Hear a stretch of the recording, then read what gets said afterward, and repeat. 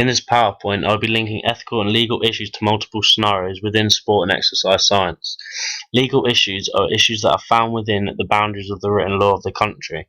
Ethical issues are what people believe are natural to the standard human being, where you should always be respectful of the person you're talking to and not to harm that certain person. The next slide is examples of ethical and legal issues. The first example would be carrying out experiments with no qualifications. This can cause discomfort for students and parents, and this could possibly end up in the parents suing the coach if the test was carried out. Also, if the coach was overly sensitive towards a student, this could also cause discomfort to the student, and there could be possible investigations placed to see the coach's intentions on that certain person. An ethical issue would be not showing respect. The student could lose respect for you and the coach and feel not welcome in the group. This could also cause losing self-esteem as well in the group environment. Being overly aggressive with language towards a student can also be an ethical issue.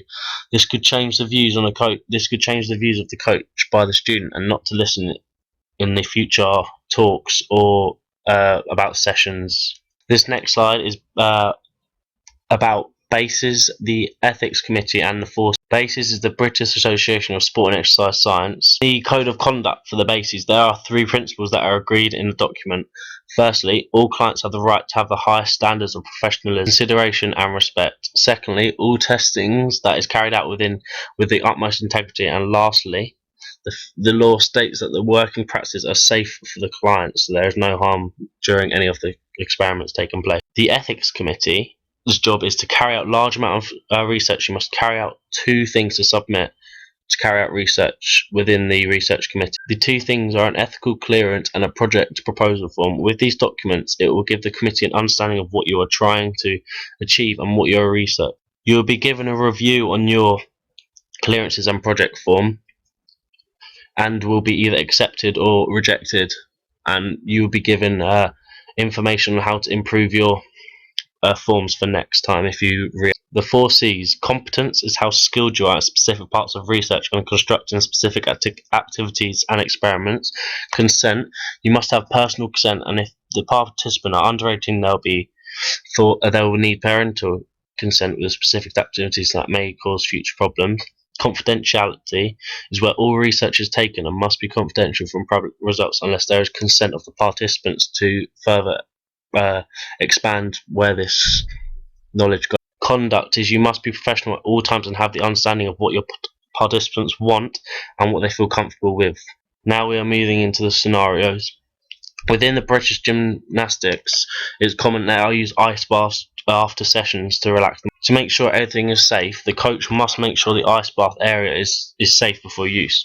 A risk assessment can be taken to introduce towels to keep the floors dry so there's no issues with participants slipping over, which could cause harm to the participants. If these precautions aren't avoided and there is an accident, the participant could sue the coach for not keeping our participants safe. Also, if the coach does not work within the ethical rights, people will lose trust and respect for the coach, and then people will also leave the club or gymnastics centre and move to a different place where they know there are specific boundaries that there are. Scenario 2 is hands-on help. Hands-on helping is a very important thing that people use to perfect specific techniques.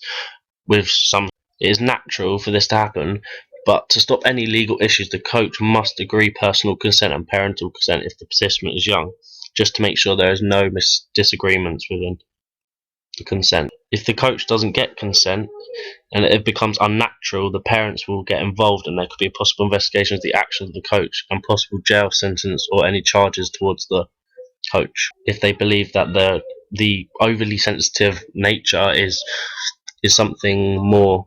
Scenario 3 is the interview on obesity / anorexia. Being a coach, you must be very respectful to the interviewee when interviewing. When taking a very touchy subject, this can be very touchy for many people. Comments could go either way and could affect the interviewee and cause possible ethical problems. If the coach does start to make comments towards the student, this is going against ethical issues such as respecting the student and being polite towards the student.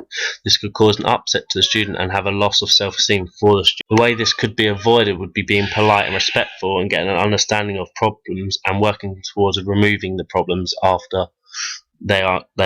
Scenario 4 is conducting a lactate sample experiment.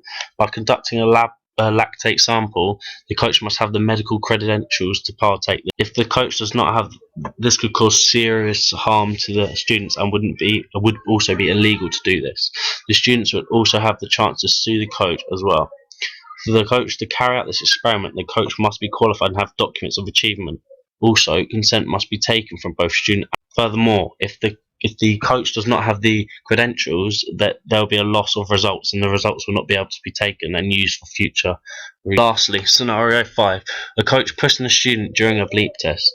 When a coach is pushing a student, this can be okay and help with certain circumstances. But when a student has a reaction to the aggressive nature of the coach by saying that they can physically not do any more work, this could become a problem. This is ethically wrong, pushing a student too much, because it's not showing respect to a student and listening to their comments. This could change the views of the student on the coach and rebel against his future request, or possibly leave the session. Thank you for listening to my PowerPoint.